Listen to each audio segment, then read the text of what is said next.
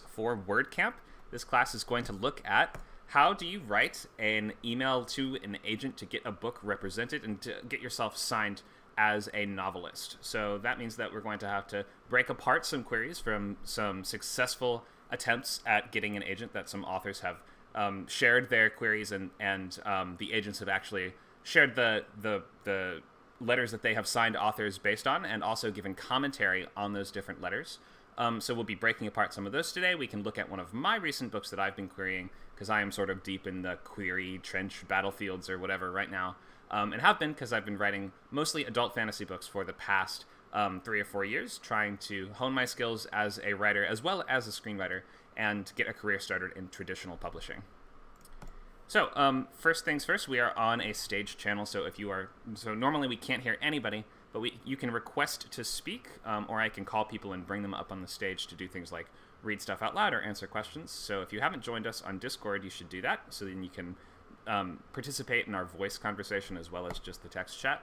But otherwise, we can see the comments from places like YouTube, Twitch, Twitter, Discord, Facebook. So feel free to leave us a question or comment as we go. Here's some free classes coming up. Today is this query letter class, March 8th.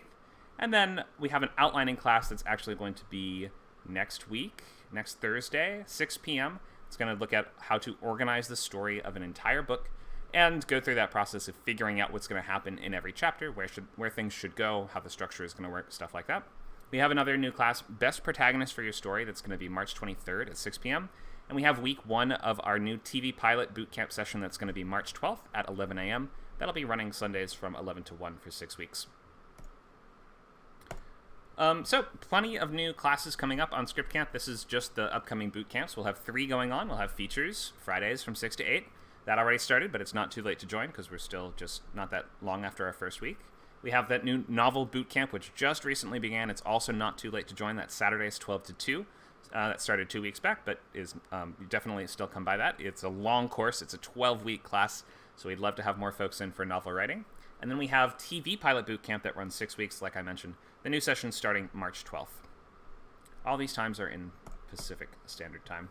So here's just a little about me. I am myself a pro-repped screenwriter. I'm not represented as a novelist currently, but I'm going down that path now and trying my best to get there before the end of this year, we would hope. Writing lots of books, mostly in the sort of adult fantasy, dark comedy, sort of horror, thriller kind of space. And I have been repped as a screenwriter since 2017. But there's a very sort of different process going about writing and writing a book and getting repped versus writing a script and getting repped. Very different considerations that go into both. I have done, I think, 2 different rounds of queries, and just recently on my last round have started getting my first kind of like positive responses. So I think I'm finally starting to get the knack for what it is that people are looking for in a query. So I hope to share that with you guys today. What is WordCamp? We're a writing community focused on helping you take your concept from idea to first draft to polished manuscript with lots of free classes, events, and workshops like this one that you're in right now. We have some paid classes too. That would be our things like boot camps, which will take you all the way from idea to a complete draft. We have Writer's Lab, which is like office hours you can come to with questions about topics or things that you'd like to hear more about in terms of craft, or you can bring up to 5 pages of things you're working on for additional feedback. We are part of Skill Camp, which includes many other class servers as well. Script Camp is our main one and our biggest community with lots of screenwriting classes. We have Code Camp, which is another fast-growing one with more programming classes coming up soon. We have Toon Camp for animation, Word Camp for novel writing, which you're on now, Film Camp, Creator Camp, Lingo Camp, and more that we're adding soon. So we're hoping to grow these other communities over time and create lots of free and low-cost classes to help you reach your life goals. So let's look at we won't have to go through the entire thing, but I just want you to get a sense of what is this novel boot camp coming up. So we've done our week 0, our introduction, and we've done our week 1 on prose and premise, but we're moving towards this class on the 11th coming up in 3 days. That is looking at log lines and queries, so sort of touching on some of the same stuff we've talked about today. The reason we're looking at queries on week 2 of the process of the boot camp rather than at the end when the book is done is because, well, you can use queries as kind of an organizational tool, and you can use them to kind of break apart and understand what does the story for a book look like in its most truncated form. And that's a lot of what we have to do when you spend so much time putting thousands and thousands of words into your book that a lot of authors actually really struggle with the process of taking words out of this explanation of what the book is and finding the smallest possible way to convey that idea first, and then being able to expand that from, that one single sentence pitch into the more substantial one-page synopsis, and then expanding that into a query letter. And doing all that might be helpful for you at the beginning of the process rather than at the end, but traditionally you would do this when you are finished with the book. You have a fully polished, ready-to-go manuscript that you have revised multiple times, gone through alpha and also beta draft revisions, so you've gone through multiple rounds of reads and edits, and it's probably entering its like 4th or 5th draft is where a lot of people kind of say, I've done enough, and now I'm ready to try this, see how this fares in the marketplace, see where it goes in the world. So next week, we're looking at characters, designing a whole cast of characters, and making sure that they're going to be able to fulfill the needs of your story. We're going to look at world building in week 4, outlining in weeks 5 and 6, where you'll have 2 weeks to complete a full set of scene cards, which will basically be a breakdown roadmap of the entire pathway through your story, a good sense of what's going to happen in every chapter. And then in a second half of the bootcamp starting April 15th, you'll be writing about 10,000 words a week if you're writing as like a sort of traditional length published novel, looking for like 70 to 90,000 words. If you're writing something shorter than that, you don't have to write 10,000 words a week, but you're going to try to set a consistent goal and keep your momentum up and try to get all the way to that finish line by May 27th. All right, let's keep going here. So here's an overview of today's class. We'll look at first just this question, what are queries? We'll talk about the other sorts of documents and things that you need to have, such as logline, synopsis, comps, and the author bio. We can look at some resources for websites that you'll be using to both find people to send the queries to and be able to more effectively personalize and customize those queries, because we can't just shotgun your queries out into the world and hope that one of them possibly hits. You have to actually be very surgical and be very precise and do research and put that extra work in just so that the agent can press their form rejection button, whatever it is. That's the annoying part of this, is that we put in so much work and customization and making sure the query looks just right. And most of the time, what is the response? Well, it's a form rejection, or it's nothing at all. Like, you will have to get used to this not hearing anything at all response from a lot of agents too, which means that typically they were too busy to respond to you, or maybe they never even got Reddit or something like that. But we'll look at just kind of some resources and ways that you can access those agents and find who should I send my stuff to and how do I make sure I'm picking the right person to send it to. We'll look at a bad query example, which was written by an acquisitions editor, to sort of warn people what to stay away from and maybe also give you a sense of what is some of the weird stuff that you see out there as an acquisitions editor getting these things. And we'll look at 5 pages of tips by that same writer to help you avoid making your query sound like our weird bad example. And then we have breakdowns, so we are going to look at a range of genres and age categories. We'll start with adult historical and sort of a shorter query that did still get that writer signed. We'll move to my book, which was fantasy, like quest fantasy adventure, which I have just recently started getting those positive responses on, so I feel I've tuned that one enough that I would share it and just sort of show you guys how I've approached this. We'll look at YA fantasy, and we'll look at the specific book we'll be examining the query letter from will be An Enchantment of Ravens by Margaret Rogerson. And then last, we will have a middle grade example with the agent commentary as well, so we'll see how sort of you will be packaging the information slightly differently for different age groups and focusing on different things. All right, I think that's all we have today, so let's get going. We've got plenty of slides, plenty of stuff to do. Let's start with our just basic definitions. So query is an email nowadays. It used to be a paper thing that you would print out and mail and just include your self-addressed stamped envelope and all these things like that. But nowadays, a query is an email to an agent asking if they're interested in representing your book and thus signing you as an author in the process. So usually the expectation is that if they want to rep that book, they're going to now be repping you personally as an author. You will be added to that agent's sort of stable of different clients, their roster of different clients.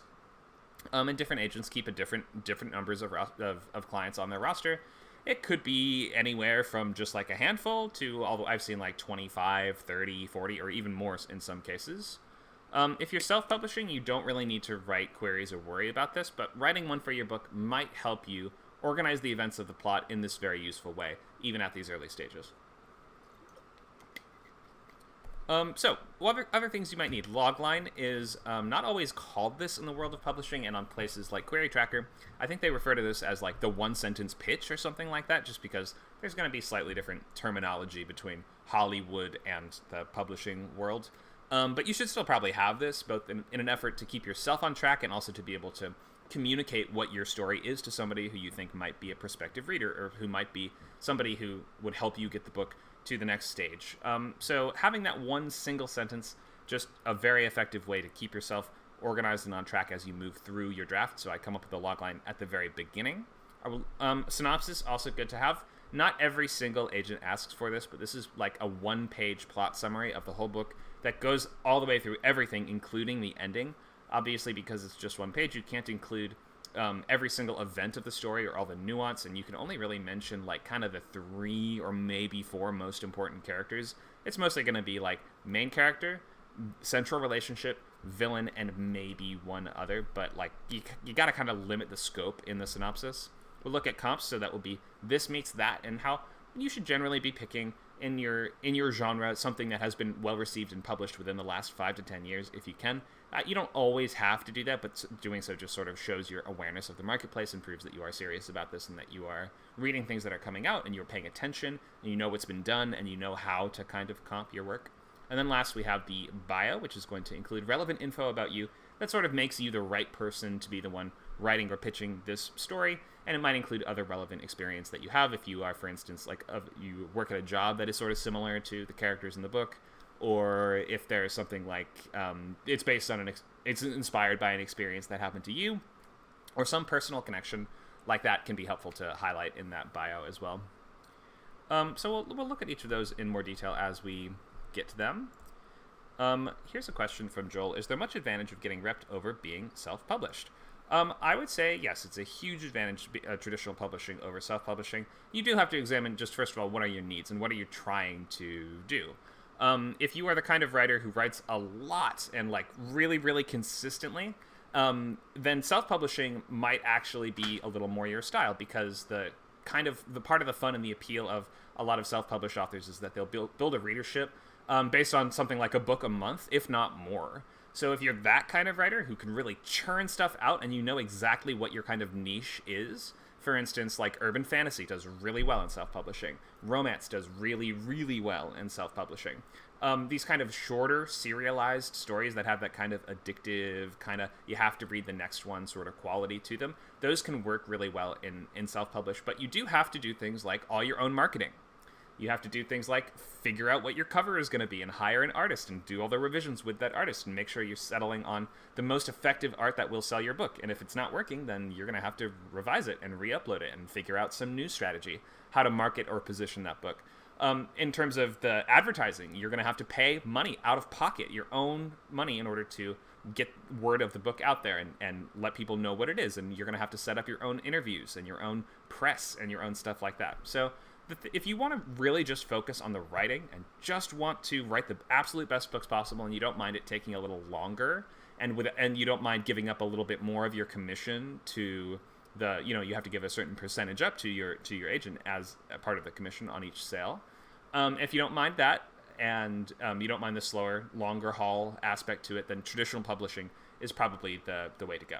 But then again, if you're writing shorter stuff in a niche, and you don't mind doing all that, or you enjoy that challenge of doing all that other work yourself, then self-publishing might be the right choice for you. I hope that sort of summed up the